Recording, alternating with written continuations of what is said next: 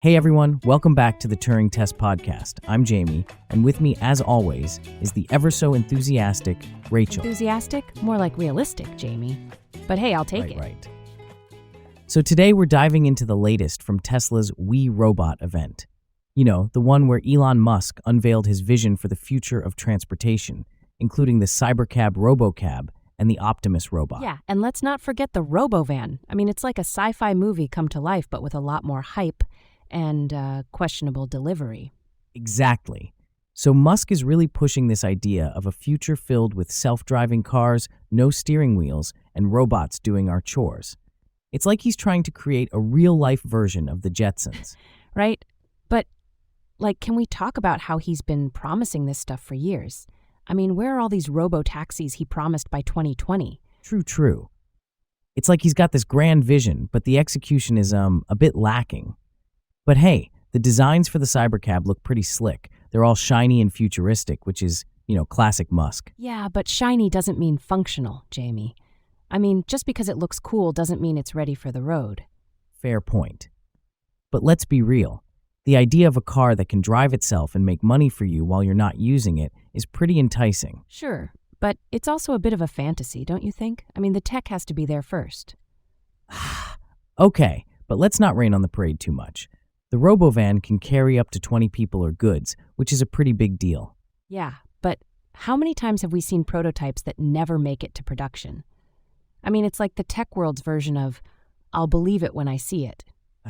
You're such a skeptic, but I get it. There's a lot of excitement around this stuff, and then it just fizzles out. Exactly. And let's not forget the humanoid robot, Optimus. I mean, did you see those dance moves? It's like they're trying to sell us on a robot that can moonwalk instead of actually doing something useful. Right? But, imagine having a robot that could do your grocery shopping or babysit your kids. That's kind of cool. Sure, but I'd rather have a robot that can, actually drive me around safely first. So you're saying you'd rather have a robot taxi than a dancing robot? Well, yeah. I mean, what's the point of a robot that can't even get you from point A to point B? Touché. But let's talk about the implications of all this. If Tesla can pull it off, it could really change the transportation landscape. Yeah, but that's a big if. I mean, there are so many hurdles to overcome, from regulations to safety concerns. True, but Musk seems to thrive on that kind of challenge. He's always pushing boundaries, whether it's with electric cars or space travel. I get that, but sometimes it feels like he's more about the show than the actual substance. I see your point. But let's not forget the excitement he generates. People are genuinely interested in what Tesla is doing, even if it's not always delivered on time. Yeah, but excitement doesn't pay the bills, Jamie. Fair enough. So, what do you think about the potential for these robotaxis? Honestly, I think it's a long way off. I mean, we're still figuring out how to make regular self-driving cars safe. So you're saying we should just stick to our good old-fashioned cars for now? Well, I'm not saying that. But I think we need to be realistic about the timeline here. Okay. But let's not forget the potential benefits. If they can get it right, it could reduce traffic congestion and make transportation more efficient. Sure. But at what cost? I mean, we're talking about a massive shift in how we think about transportation. That's true. But isn't that what innovation is all about? I guess so. But I just hope they don't rush it and end up with a bunch of half-baked ideas. Like that time you tried to bake cookies and ended up with a burnt mess? Hey, that was one time. Right. Anyway, before we dive deeper, let's take a quick break for a shout-out. By the way, so before we continue, just a quick shout-out to Augmented AI, the producer of the Turing Test Podcast. Augmented AI hosts a variety of cutting-edge training and consultations in AI business, generative AI, large language models, and AI vision. You can get the free AI and Business Handbook when it gets released at www.augmentedstartups.com. Seriously, folks, check it out. It's a great resource if you're interested in the intersection of AI and business. And who wouldn't want to be in the know, right? Exactly. Now, back to the topic at hand. So, let's talk about the potential impact of these technologies.